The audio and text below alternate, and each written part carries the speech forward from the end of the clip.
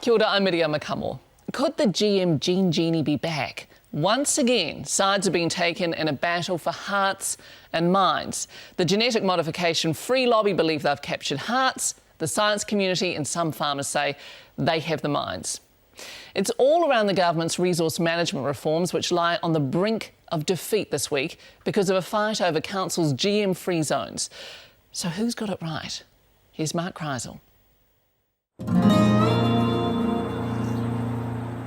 Sunny Hastings, slap bang in the middle of the nation's food basket. $1 billion bounty trading off a GM-free label. While the consumers are so strongly saying they don't want GMOs, why on earth should we go ahead blindly and produce them? But a battle's brewing over the GM-free regions. For a neighbour to impose a way to farm on another farmer just doesn't seem right. And central government's right to override local council rules. I think GM-free zones within councils are meaningless. Under Hastings District Council rules, the productive land must be GM-free. That means no GMOs or genetically modified organisms allowed. Feel good nonsense or just feeling good? I want to leave the place better than I arrived in terms of air, water and soil. You're doing a beautiful job. Like his apple trees, John Bostock grew up here. I loved Hawke's Bay with wonderful fruit and bright sunshine. John's an orchardist. 20 years ago, he decided to go organic. But why organic? Well, my great and wonderful late wife, Vicky, was determined that she should bring up the kids in a clean environment without agrochemicals. So she basically told me. It was a brave move and hard work.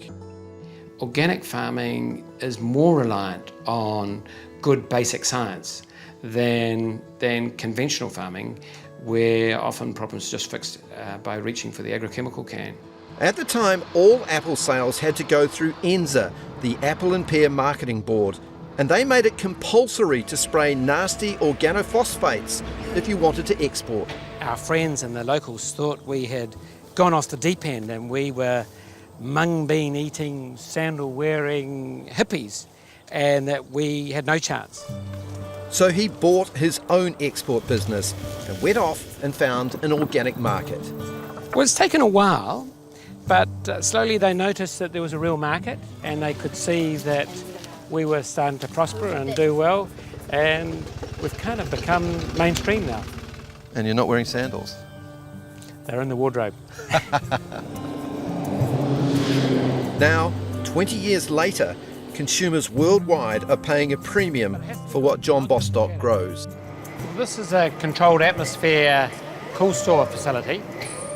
State-of-the-art equipment, 800 employees, 600 part-time and 200, mainly local, full-time.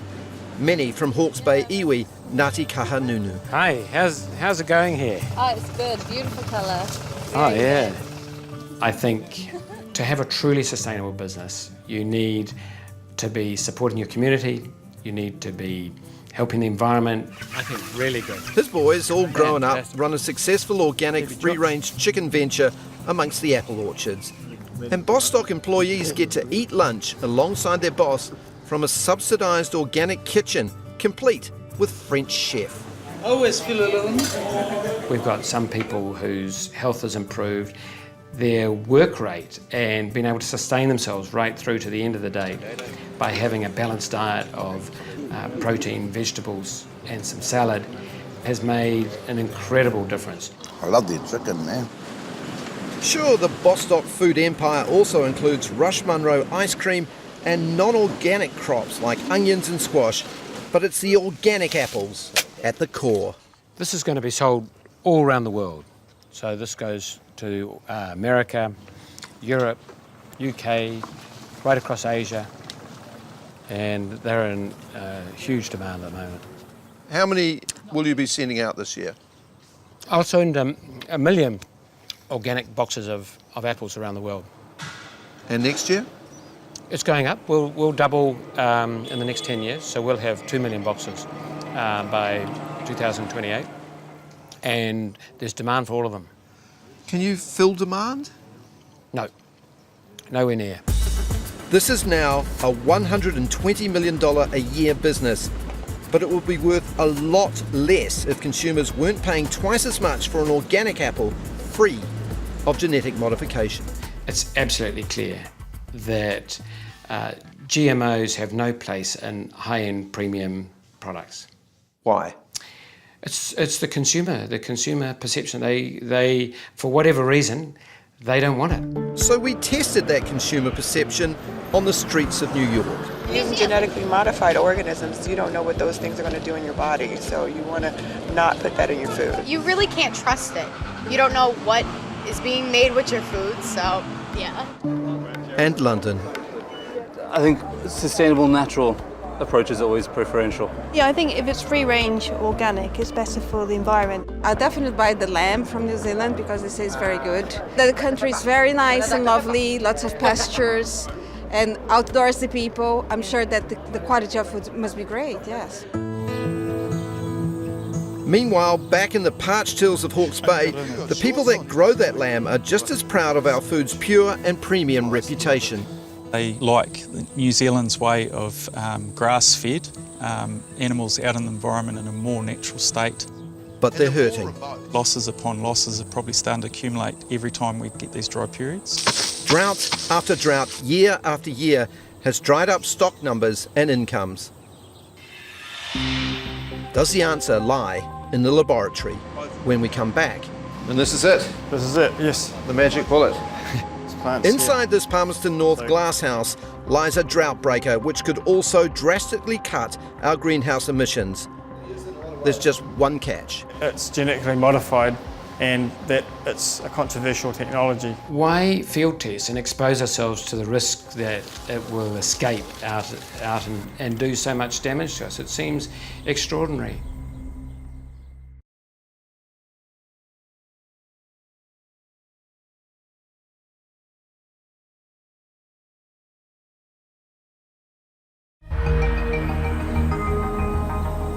Drought, greenhouse emissions. The answer to agriculture's biggest problems may lie inside this Palmerston North greenhouse. The idea behind these is just to make sure that we don't track any seeds or pollen as we leave. For the past 15 years, agri-research scientists have been working on genetic modification which could revolutionise farming. And this is it, This is it, yes. the magic bullet. They've created a drought-resistant ryegrass which can also dramatically reduce nitrogen in waterways and methane going into the atmosphere. It's actually almost unprecedented at the moment that anyone has made such a breakthrough of enhancing photosynthesis in crops. You're saying it will grow faster Yes, and reduce greenhouse emissions? that's right. And so we've actually physically measured that, and methane has been reduced between 15 and 23%. But the grass, developed here in New Zealand, is off for field testing in America next week because of our strict regulations around genetic modification. Is there a downside? Well, if you think about all the benefits, I kind of think the downside is the fact that it's genetically modified and that it's a controversial technology. If you actually took that away from the equation and looked at what the benefits are, you know, it's really just upside. Even if the trials are successful, Hastings' GM-free status would stop it being grown in the drought-prone Hawke's Bay. That farmer choice for new technology around GM looks to be taken away from us. Will Foley of Federated Farmers says other producers shouldn't have the right to impose their standards on neighbours. It may not be the ryegrass, it might be something else, but farmers just need that choice. So when a new technology comes along, we can explore it and debate it whether it's good or not. Is there any way that you can coexist? I don't think so. John Bostock sells organic and conventionally produced food all over the world. You've got New Zealand's brand and New Zealand's image, and it's very hard to have your cake and eat it. How can we say we're the absolute clean and green and pure country and at the same time introduce a technology that consumers all around the world are rejecting? But could Hastings' GM-free status be taken away with the stroke of a minister's pen. I'm trying to get more houses built. Red tape is getting in the way of it. So Environment Minister Nick Smith has drawn up Resource Management Act reforms that will make it easier for him to override local council decisions. It might be aimed at housing, but it could also take away Hastings' GM-free status. The minister wants to grab the power and say he knows everything and he'll have the right to override local communities' wishes. And that to me is absolutely wrong. Are you saying you don't trust Nick Smith? Well, it could be a bit like that. It is not really based on sound science. Nick Smith doesn't believe in GM-free zones. I'm very supportive of producers saying their product is GM-free, but it's quite a different thing to say, hey, buy a Hawke's Bay apple, not a Gisborne one, because somehow our council's declared ourselves GM-free, but it's meaningless.